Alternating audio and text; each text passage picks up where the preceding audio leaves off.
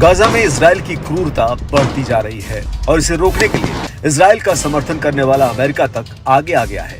America के अलावा कई अन्य देश और विश्वविद्यालयों में पढ़ने वाले स्टूडेंट्स अपना अपना विरोध जता रहे हैं।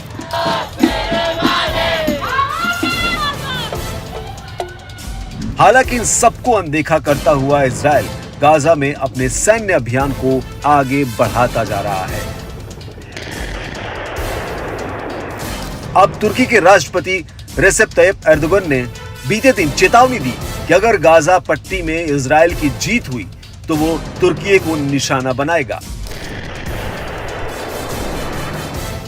एर्दोगन ने अंकारा में एक संसदीय समूह की बैठक के दौरान कहा कि इजराइल गाजा में नहीं रुकेगा और अगर इसे नहीं रोका गया तो ये दुष्ट राज्य अनातोलिया को निशाना बनाएगा। एर्दोगन ने कहा कि हम हमास के साथ खड़े रहेंगे जो अपनी जमीन की आजादी के लिए लड़ रहा है और अनातोलिया की रक्षा करता है।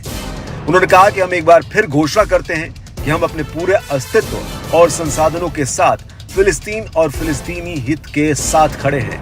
उन्होंने ये भी कहा कि हम सुनिश्चित करेंगे कि नरसंहार के अपराधियों को सजा मिले। आपको बता दें कि पिछले कई महीनों से तुर्की के राष्ट्रपति गाजा में जारी नरसंहार को लेकर इजरायली अधिकारियों की कड़ी आलोचना कर चुके हैं। हालांकि इसके बाद भी अंकारा को इजराइल के साथ अपने व्यापार संबंधों को खत्म करने में 6 महीने से अधिक का समय लग गया।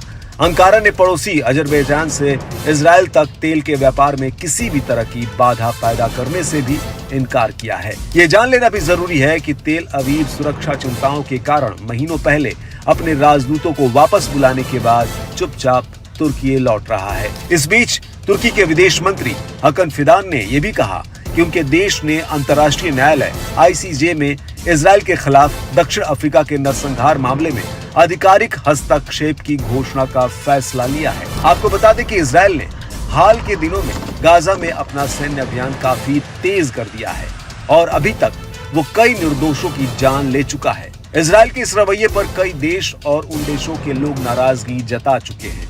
यहाँ तक कि उसे सैन्य हथियार देने वाला देश अमेरिका तक उसे चेतावनी दे चुका है कि अगर वो गाजा में नरसंहार करता है तो वो उसकी मदद बंद कर देगा। इसके बाद भी इजराइल मानने को तैयार नहीं है।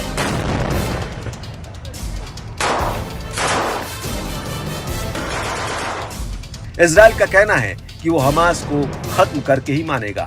हालांकि हमास भी अकेला नहीं है, उसे भी हिजबुल्लाह और हूती का भरपूर साथ मिल रहा है।